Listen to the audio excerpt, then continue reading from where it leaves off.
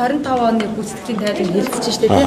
Тэгээ хариуцсан нөгөө ажлаа хийжсэн сайд нар маань хайчих ба санал суулын төлөө явчихгүй шүүмжил яваад байгаа. Хоёр юм байгаа юм.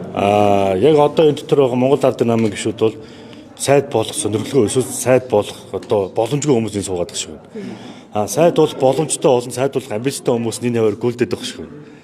Түрүүн та хэрэг анзаарсан бол үндсэн хуулийн 2 дүгнэлтэд хилцгээд эхлээд бүх асуудлаа хэлцээ дараа нь санал хураая гэж шээ. Тэгэхэд гормын санал гаргаад эхлээд саналаа хураая гэдэг чинь газ саналаа хураачаад сайдуудын ажлыг хөөцөлж байгаа гэсэн үг байхгүй юу? Тэгээд 2 удаа санал хураасан шүү дээ санаж нү те 2 л унтсан.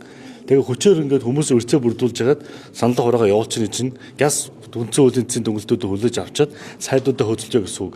Энэ одоо хэлцээд 2025 оны хөгжлийн хөтөлбөр чинь өөрөө санал хураалт байхгүй байхгүй танилцуулал болоо. Тийм учраас их л саналуудаа хураагаад ингээд сайдуудаа хөөцөлж гэсэн юм агуулга.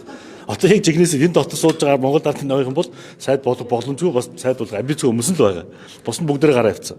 Ийм л юм байгаа бодтой. Уг нь бол ажлаасаа хийсэн бол орж ирээд ажлынхаа тайлбарыг хамгаалаа харин ч ам бардам яриад сайд бол биш нэг юм хуулийн зөрчил байгаа юм. За үндсэн хуулийн одоо 40-р залтаар бол засгийн газар огцрох юм бол одоо сайдын бүрэлдэхүүн тэр зэрэг бүрэн бүрэлдэхүүн огцно гэсэн залт байгаа. Тэр бүрэлдэхүүнд бүх сайд нар очиж байгаа. Дараагийн сайд томилогдсноор шинэ сайд ирэх үүснэ гэж байна. Тэгэхээр одоо яг бүрэн эрхийн чадамжтай ганцхан очир сайд өөрөө байгаа байхгүй юу? Бусад сайд нар өнөөдөр одоо бүрэн эрхийн чадамжгүй болсон гэсэн үг. Тэгэхээр энэ өөрөө дахиад үндсэн хуулинд нэг асуулт гарч ирж байгаа. Хэрвээ одоо ерөнхий сайд нарын нийцийг санал болгоод ерөнхийлөгчдөө зөвшөлдөх 7 хоног байгаа шүү дээ тийм. Хэрвээ зөвхөн ерөнхийлөгчний сөрөг хүчний одоо хүн байгаад магадгүй засгийн газрын үйл ажиллагаа тодорхой хэмжээгээр одоо бойкотлох ч юм уу тийм үйл ажиллагааны саад учруу сонирхолтой хүн байсан бол энэ 7 хоног өнгөрөөлөө гэж бодоход үндсэндээ 8 хоног Монгол улсын бүх яамдууд сайдгүй болох юм эрсдэл байгаа байхгүй. Гэхдээ миний ойлгочоор одоо оруулах гэдэг байгаа шүү дээ.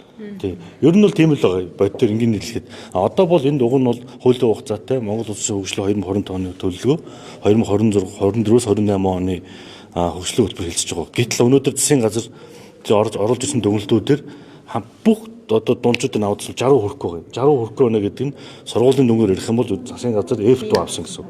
Шалгалтанд онсон гэсэн үг л баггүй да. Тийм.